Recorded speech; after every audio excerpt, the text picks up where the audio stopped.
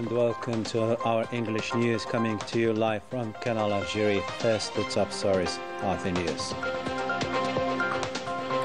Tasked by the President of the Republic, Prime Minister is expected tomorrow in Tunisia to co-chair with his Tunisian counterpart the commemoration of the 67th anniversary of Saqqid Sidi's event, a milepost in the two countries' history.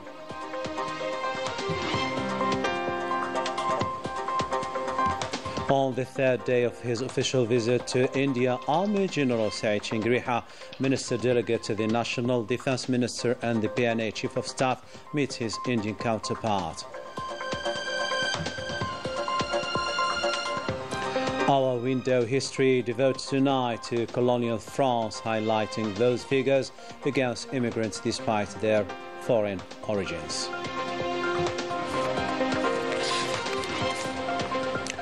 Welcome back to our English news. Instructed by the President of the Republic, Abdelmajid Tebboune, the Prime Minister Nadir Al-Arbawi will co-chair tomorrow, along with his Tunisian counterpart Kamal Medouri, the commemoration of the 67th anniversary of Saqqid Sidi's event. The two premiers will head to Al-Kaf region to supervise the ceremony, a tribute to those Algerians and Tunisians who paid their lives for the two countries' independence. The event will be an opportunity to upgrade bilateral cooperation. The Prime Minister will be accompanied by several cabinet members, notably the Inter and War Veterans Ministers, respectively, Brahim Murad and Laider Biga, in addition to the State Secretary in charge of National Community Abroad, Sufyan Shaib. So tomorrow we will commemorate the massacres of Saqqid Sidi Youssef in Tunisia, February the 8th, 1952. The French colonial army bombed entire villages, killing civilians, children and families, a tragedy forever engraved in the shared Algerian-Tunisian colonial history. More details with Manal Mafa. February 8, 1958 remains a dark chapter in the shared history of Algeria and Tunisia. On that day, colonial France revealed its brutality by bombing the small border town of Saqqid Sidi Youssef, accused of sheltering Algerian freedom fighters from the National Liberation Army. Choosing a busy market day when civilians gathered for daily shopping, the French Air Force launched a devastating raid targeting innocent civilians. Children, women, and the elderly were killed in the strikes, which showed no mercy, even for Red Cross vehicles delivering aid to refugee camps. The school, market, and homes were reduced to rubble, leaving over 100 dead, including children under 11 and countless wounded. The massacre left Saqqid Sidi Youssef forever scarred, pulling it from obscurity in the most tragic way. Every year, Algeria and Tunisia commemorate this date as a symbol of France's colonial brutality and a moment of remembrance for the innocent victims. It also serves as a reminder of the deep ties between the two nations, united forever in the memory of this atrocity. To another story now. The Army General Saeed Chingriha, Minister Delegate to the Defense Minister, Chief of Staff of the PNA, continues his official visit to India, where he met with the Army General Ali Shashan, Chief of the Defense Staff of the Indian Armed Forces. More details with Leticia Sidqawi. At the outset, the Army General visited the National War Memory at the Indian capital, New Delhi. After receiving explanations on the history of this monument, the Army General laid a wreath of flowers and observed a minute of silence in tribute to these heroes commemorated by this memorial.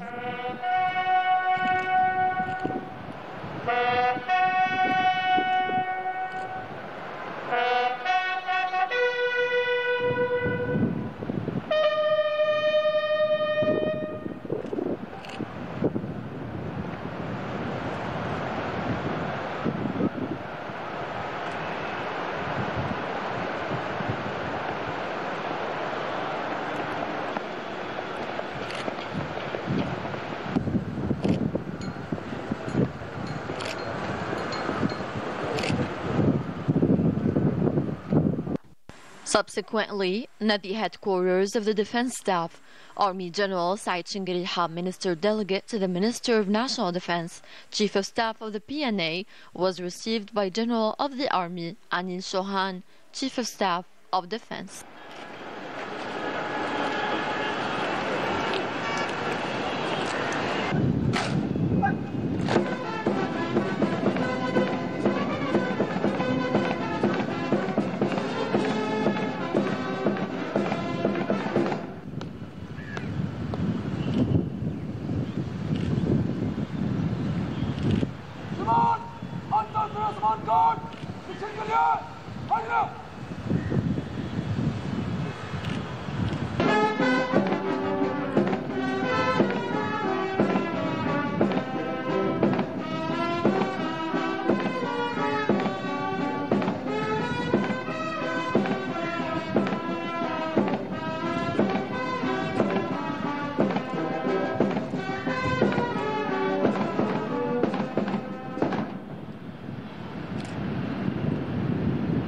After the welcoming ceremony, the two sides held discussions on ways to consolidate military cooperation between the two countries in the presence of the commanders of the Indian Armed Forces and members of the Algerian military delegation, as well as the Algerian ambassador to the Republic of India, Ali Aush, in order to assess the bilateral military cooperation between Algeria and India, which maintains solid cooperative relations, marked by a common history of mutual support and solidarity. During this meeting, the Army General delivered a speech in which he expressed his consideration and gratitude for the warm welcome given to him and the accompanying delegation, hoping that this visit will contribute in deepening the ties of cooperation between the two countries and an exchange of views on issues of common interest, as well as an opportunity to lay the foundations of bilateral military cooperation. متمنيا أن تكون هذه الزيارة فرصة لتبادل وجهات النظر بخصوص المسائل ذات الاهتمام المشترك وكذا سانحة للإرساء أسس تعاون عسكري ثنائي. The Army General also recalled the honorable common history that unites the two countries, whose historical ties have made it possible to establish a solid friendship, evolving over time to expand to various political, economic, and defense fields, noting that Algeria considers India as a model of progress and development in various fields, while also harking back to the common history that unites the two countries, particularly with regard to constant and shared positions within the framework of the Bandung process, the organization of the non-aligned countries. Adding that Algeria and India are part of the African and Asian worlds and share common points that go back to their respective struggles against colonialism, India being one of the first countries that supported the struggle of the Algerian people for independence, just as Algeria had adopted memorable positions in support of India on the international level. للتذكير بالتاريخ المشترك الذي يجمع بلدينا خاصة فيما تعلق بمواقف الثابتة والمشتركة ضمن مسار باندونغ وفي إطار منظمة دول عدم الانحياز. For his part, Army General Anil Chauhan expressed his joy in welcoming Army General Said Shingariha, praising at the same time the quality of bilateral relations between the two countries, before emphasizing his aspiration to further enhance them in the future. And at the end, the two parties exchanged symbolic gifts. This is the insignia of the General Staff. To another story now, in his capacity as the representative of the President of the Republic, Ahmed Tebboune, the Communication Minister Mohamed Mziane was received by the Ghanaian President John Dramani Mahama, to whom he handed a written message from the President of the Republic, Ahmed Tebboune, conveying to him the fraternal greetings and the aspirations for consolidating bilateral cooperation and effort to give a fresh impetus to the historic relations binding the two countries and peoples, in addition to fulfilling the commitments meant to face up the regional and continental challenges and achieve security and stability in Africa. Still in the African continent, Algeria is deeply concerned about the resumption of conflict in the eastern region of the Democratic Republic of Congo and calls for restraint and de-escalation with a view to resuming dialogue, said Rachid Belhaden, the permanent representative of Algeria to the United Nations in Geneva, deeming the situation as extremely vulnerable, of which millions of Congolese are suffering.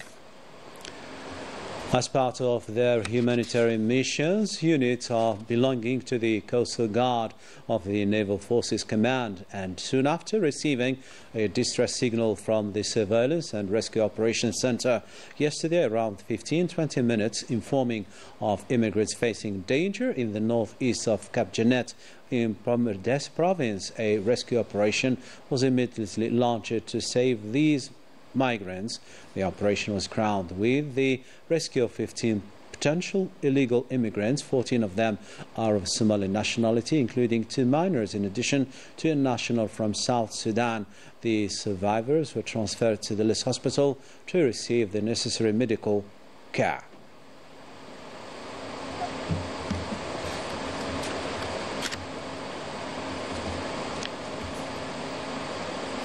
Let's now open our history window devoted to colonial France.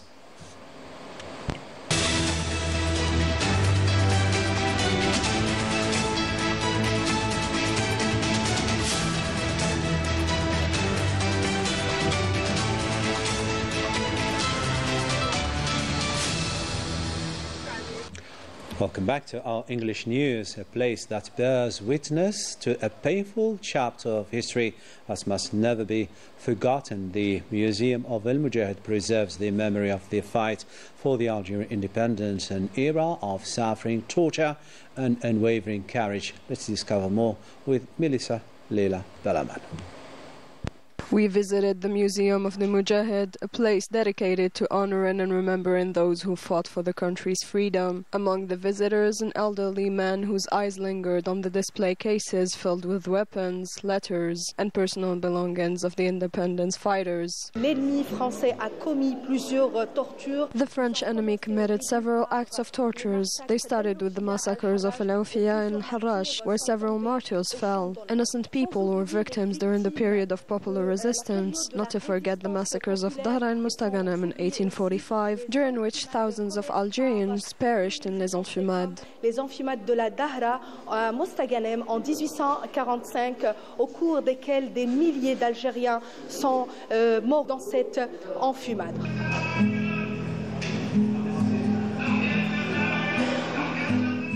In front of a reenactment of martyrdom scene, visitors paused, deeply moved. Ahmed Zabana, the first FLN fighter, was guillotined by the French colonial army on June 19, 1956, at Barbaros in Serkadje. The French used every possible means to torture and uproot an entire people. They used electricity in sensitive parts of the body, waterboarding to the point of suffocation, burns by fire, and many other horrific methods. We talk about the scorched earth policy, about how France created torture centers, concentration camps and prisons, all aimed at isolating Algerian people from their revolution. We also recall the immense suffering of Algerian women who were tortured, raped and filmed. Then there are the crimes involving incendiary napalm bombs, with their devastating effects on both humans and nature. Let's not forget the nuclear tests, the first of which was conducted on February 13, 1960 in Regan, in the Sahara. Our visit was profoundly moving and thought-provoking. This museum keeps alive the story of a people's sacrifice and their fight for freedom. Preserving the memory of these events alive is crucial to safeguarding Algeria's history for future generations.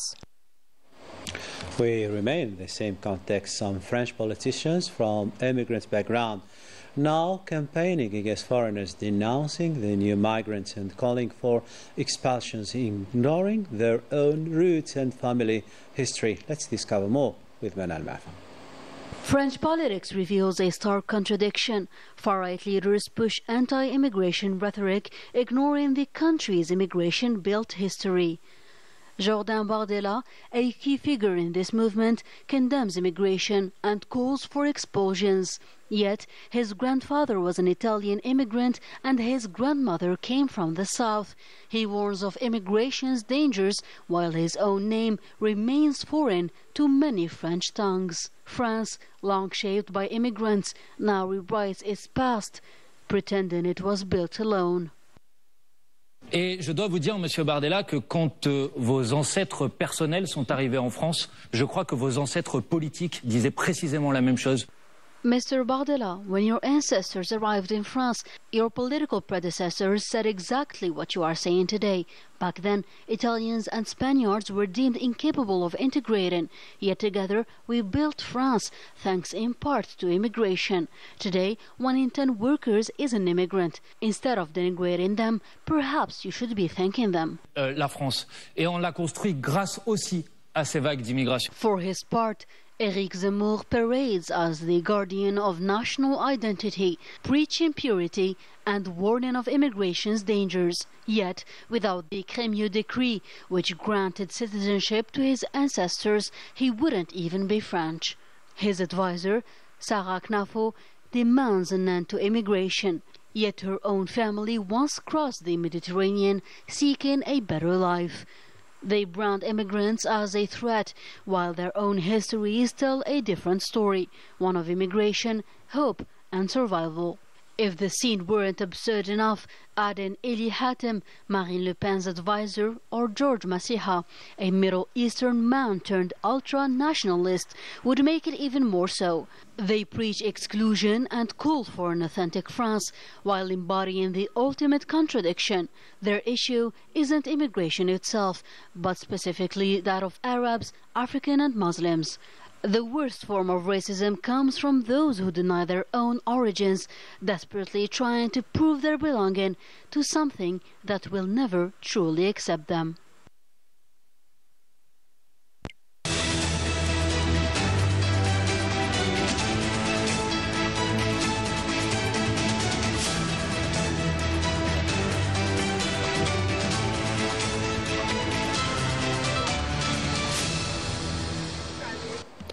You are still watching Canal Algérie. Coming up in our news. The European Court of Justice reaffirms the right of Sahrawis to self-determination and warns against any distortion of the demographic structure of Western Sahara.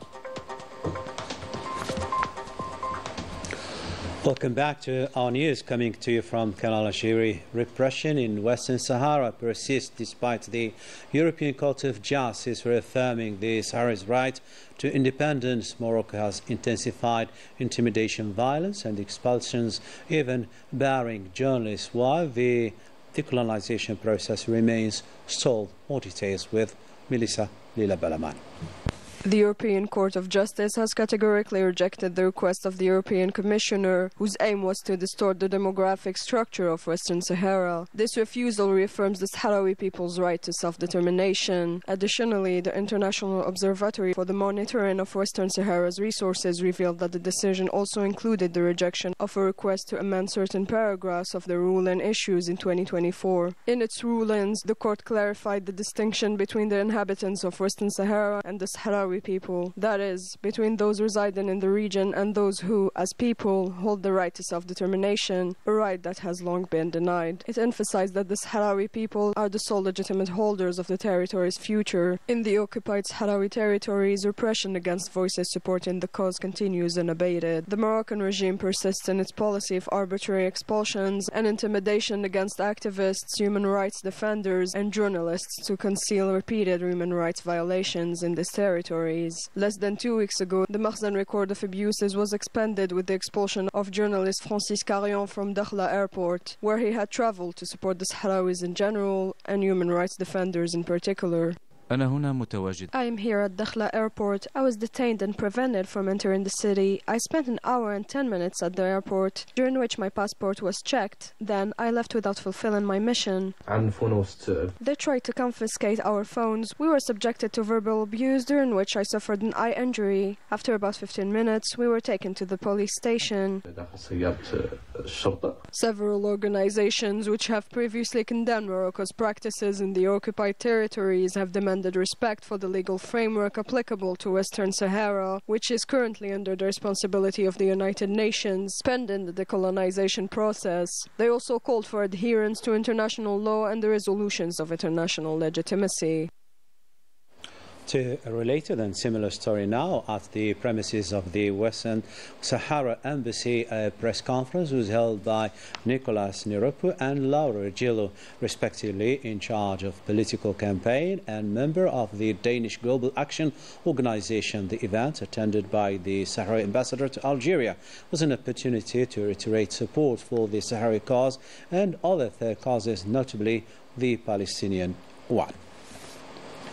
To Morocco now, where tensions are on the rise, facing an exacerbating social crisis. Hundreds of Moroccans took to the street to denounce the failure of the Makhzen policies on many fronts, a mobilization that reflects the people's frustration with the situation. Letisa Silqawi once again.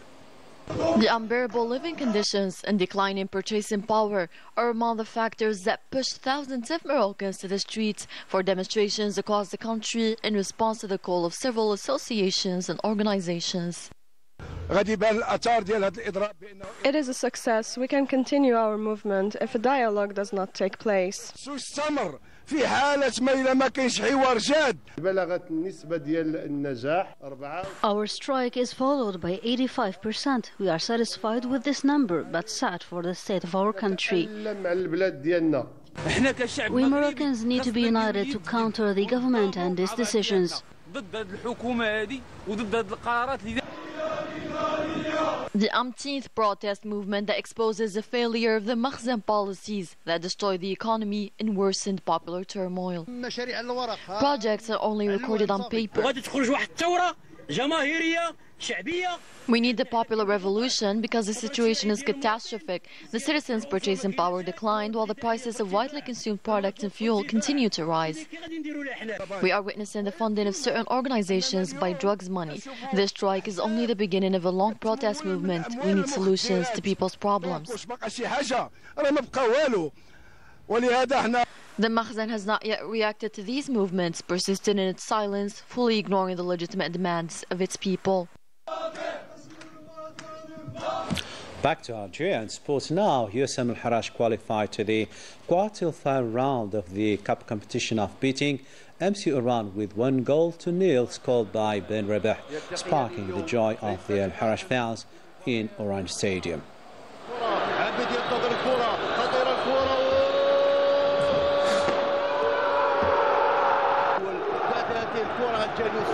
من هناك دخل وتوغل وسدد بيسرى لما تغلط تخلص دفعة واحدة لما تضيع ألف مبروك لاتحاد الحراس. With the sport, we come to the end of our English news bulletin. Tomorrow, another day, other news. Keep tuning to our channel. Take care and bye-bye for now.